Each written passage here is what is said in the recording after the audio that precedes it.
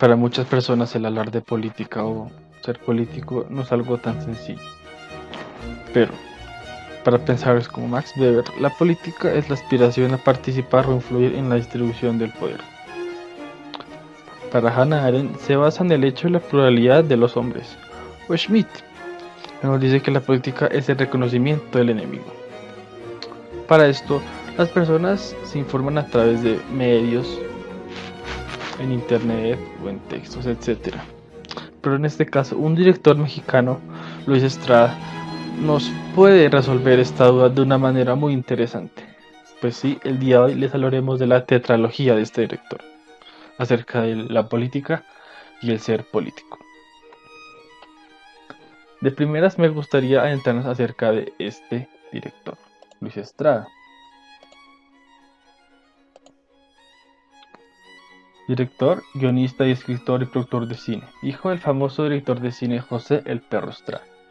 Reconocido por sus filmes de crítica abierta hacia el sistema político mexicano y sus temas controversiales alrededor de este.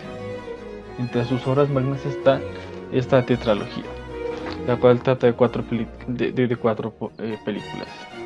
La primera, La Ley de Herodes, Un Mundo Maravilloso, Infierno y para muchos su obra magna, Una Dictadura Perfecta. Para esta primera película hay que tener en cuenta su título, La Ley de Herodes. Para muchas personas puede ser un dicho coloquial dentro del ámbito mexicano, pero para otras personas es un decir que no tiene mucho sentido.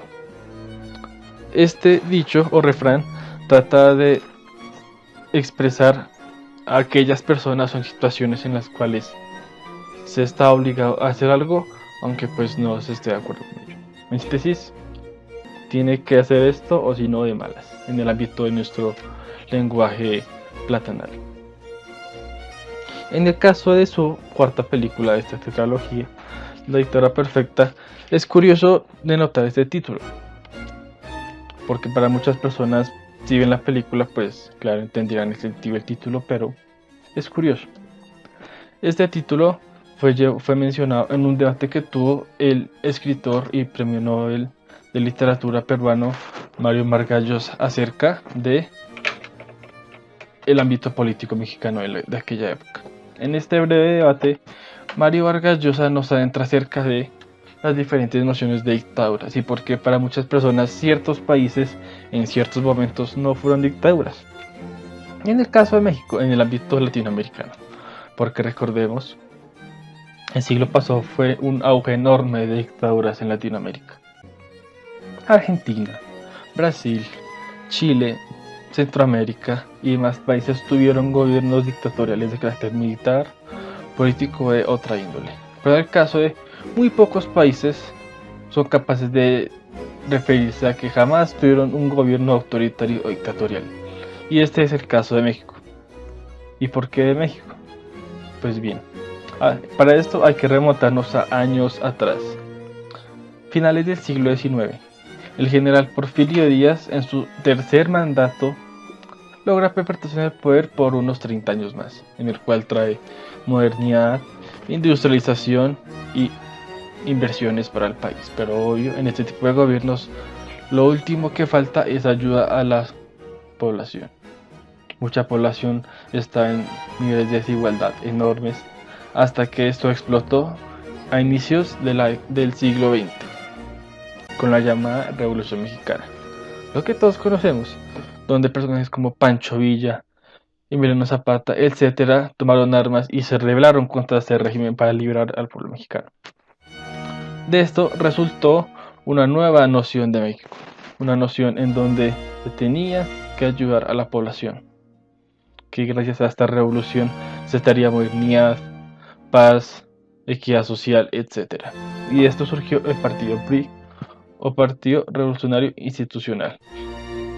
Ahora, ¿cuál es la magia o cuál es el sentido de este partido y su vinculación con lo que dijo Mario Vargas Llosa acerca de la dictadura perfecta? Pues bien, este partido estuvo al mando de México ni más ni menos que por 70 años. Claro, para muchas personas un gobierno dictatorial es sinónimo de un solo hombre, centralismo, autoritarismo, etcétera. Pero a veces no se toman nociones como por ejemplo la dictadura blanca o la dicta blanda, que es la que nos referencia este escritor en este debate que tuvo en México. Pues bien, la dicta blanda es un sentido o un sinónimo alterno para referirse a un golpe de estado o un gobierno autoritario. De hecho, esta noción ha sido anunciada en muchas ocasiones, por ejemplo en el ámbito colombiano, cuando el general Gustavo Rojas Pinilla tomó el mando de la presidencia al tener la crisis de la violencia política, un gobierno que no ha ayudado a la población. En el caso de Laureano Gómez Urdaneta, se nombró esto a una dicta blanda, en donde había una noción de autoritarismo, pero pues no era algo tan duro. Y el caso de México fue lo mismo. Durante los próximos 70 años, el PRI estaría al mando de México. Claro, con otros partidos políticos, pero mayormente fue la hegemonía de este primero en donde salió el problema. Ahora, conociendo este entorno, entremos en esta tetralogía tan interesante. Hablaremos en este caso de dos películas, ya que las otras dos pueden ser una discusión aparte, pero es muy curioso hablar de estas dos, de la primera y última película de esta tetralogía. La Ley de Herodes, desarrollada en 1999, nos trata la historia de un hombre encargado de suplantar a un presidente concejal de un pueblo mexicano en los años 50-60. Y en este caso podemos ver las anteriores definiciones de política que nos dicen estos autores. Por ejemplo, en el caso de Weber, que es la obtención del monopolio del poder. Esto se nos define en el transcurso de la película, donde el espectador tiene primeros indicios de que este hombre no puede ser igual a los anteriores, igual de corrupto, igual de deshonesto, y que claro sigue los lineamientos de su partido y su presidente, el cual clama por la modernidad, la equidad social, la igualdad, etc. Pero con el paso de esta película vemos que de alguna forma todos escalan en lo mismo. Y en el caso de la dictadura perfecta nos habla del desarrollo de esta noción de dicta blanda en torno a algo muy interesante, que son los medios de comunicación. Muy pocas veces cuando se habla de este tipo de gobiernos o esta forma de hacer política, se tiene muy infravalorados a la comunicación y en este caso a los noticieros. Muchas personas recurren a los medios de comunicación para informarse de su entorno y el entorno exterior. Pero en el caso de la dictadura perfecta nos da una noción muy buena y muy perfecta acerca del papel de los medios de comunicación en el desarrollo de estas estructuras de política. Nos habla de cómo una cadena de televisión maneja situaciones políticas de terror, de violencia, de intrigas para, claro, nular verdaderos problemas que se tienen en el territorio. Usando, claro, la sátira frente al gobierno de aquella época, el presidente Enrique Peña Nieto, el azote de la violencia de los narcos, las noticias vendehumos, las cuales, claro, si uno ve este tipo de ejemplos, pues claro, se le vendrán nociones como por ejemplo aquí en Colombia, en otras partes, ¿no?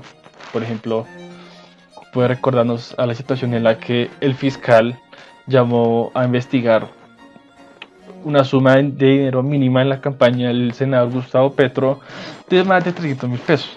Mientras que tenía audios en donde un testaferro en narcotraficantes, Ñeñe Hernández, confesaba que dio aporte a la campaña del actual presidente Iván Duque.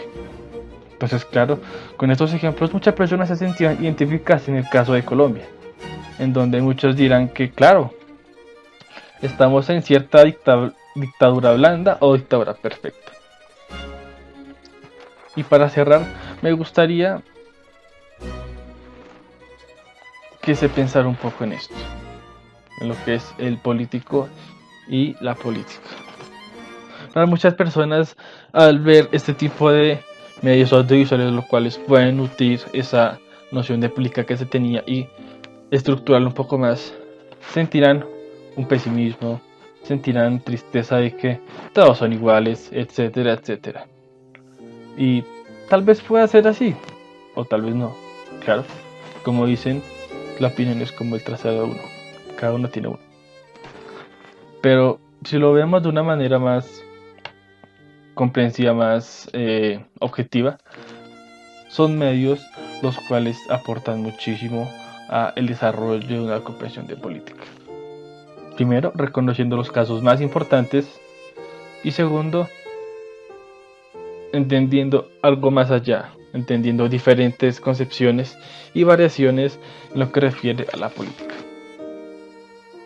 Un ejemplo de esto es el caso colombiano, el cual para muchos otros países fue una cuna de la democracia junto a países como México, por ejemplo, donde si bien no estuvieron gobiernos autoritarios, siguieron un margen de cierta manera dictatorial. En el caso pues de México, del que ya hablamos, en el cual tuvieron un gobierno pues hegemónico por más de 70 años, y pues Colombia, el cual de cierta manera en el periodo del controversial Gustavo Rojas Pinilla, muchas personas no lo consideran dictadura porque pues en cierto modo los políticos anteriores, en los cuales había una crisis enorme de política y violencia, pues aceptaron el mandato de un hombre para que calmara las aguas. Y claro, en su vuelta en el Frente Nacional, pues sí fueron desarrollando cierta noción de dictadura, ¿no? Al imponerse estos dos partidos, el liberal y el conservador, como fuerzas únicas y no dejar la alternativa para la ciudadanía. Y claro, también recordaremos el periodo de los 80s y 90s con el auge del narcotráfico, las guerrillas, el paramilitarismo y, obvio, la violencia exacerbada que se vivía en esa época. Entonces, para muchas personas, estos dos países pueden ser ejemplos perfectos de lo que puede ser y no una dictadura, ¿sí? En donde, claro, estas nociones son muy subjetivas, pero son interesantes de conocer. Así que bueno, espero que hayan disfrutado y que hayan podido reconocer un poco estas nociones de política. Muchas gracias por ver.